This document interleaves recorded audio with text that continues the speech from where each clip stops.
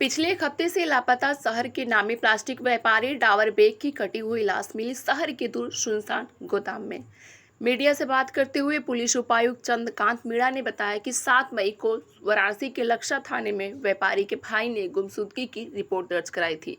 उसी के बाद से पुलिस व्यापारी की खोज में जुटी हुई थी। सूचना पर हमने एक अभियुक्त को 100 के बिना पर गिरफ्तार किया और शुरुआती पूछताछ में ही अभियुक्त ने कबूल कर लिया कि पैसे के लेन देन की वजह से हुए मनमुटाव में उसने व्यापारी को पहले राड से मारा और फिर उसके शरीर के 3 टुकड़े कर दिए। पुलिस को शरीर के सभी अंग मिल गए हैं, पर अभी तक मृतक का शरीर नहीं मिला है।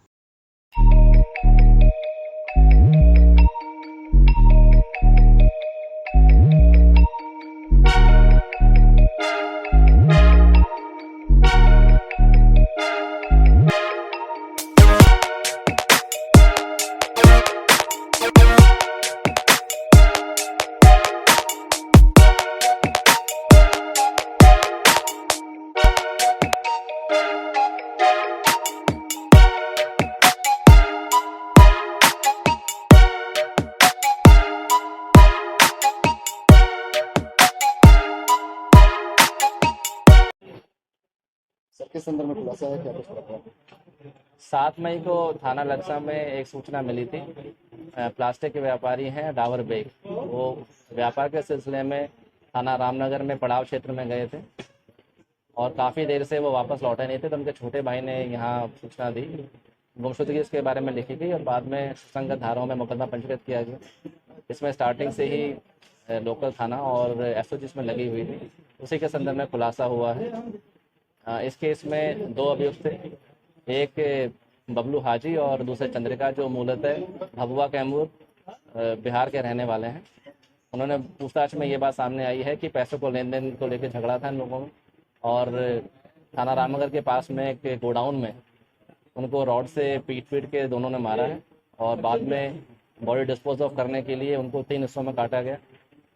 हेड को छोड़ के उनका जो लोअर पोर्शन है बॉडी का, हाथ पैर उनके, वो सब पुलिस ने बरामद कर लिए हैं।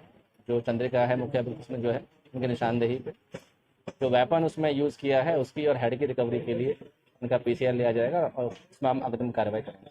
लगातार खबर ये भी चल रही थी कि अपहरण कर लिया गया है, कुछ लोग ये भी बता रहे हैं कि काफी ताजमहल देवी तक उन्होंने ये बॉडी को काटा।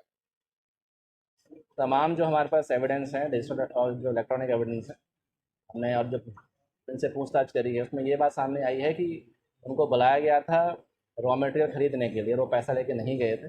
इसी को लेके उनमें कहासुनी हुई है और उसको उनको जो है दोनों ने मिलकर उनको रॉड से मार दिया। तो ये इतना बड़ा जघन्य अपराध, जैसा कि आप बता रहे हैं कि रॉड से मारे हैं, फिर बॉडी को टुकड़े टुकड़े में काटे हैं, तो इसके पीछे क्या उद्देश्य आया? क्यों हत्या करने के बाद ये छोड़ भी सकते थे, लेकिन उन्होंने बॉडी को टुकड़े टुकड़े में काटा, इसके पीछे क्या उद्देश्य था?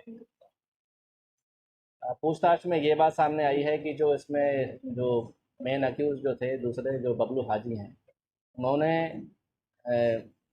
इनको बताया था मृतक को कि आपको हम सस्ते में रॉ मटेरियल दिला देंगे और उस दिन जो है माल खरीदने के लिए बुलाया गया था, ये कंफर्म करने के लिए कि पहले माल देख लें। पैसे लेके नहीं गए थे, सिर्फ 300-400 रुपये लेके गए थे, जो उनके परिजन बता रहे हैं। इसी को लेके कि जब डील फाइनल हो गया, पैसे क्यों लेके आए हैं, इसी पे उनके बीच में कहासुनी हुई और गुस्से में क्रोध में आकर उनको मारा गया है।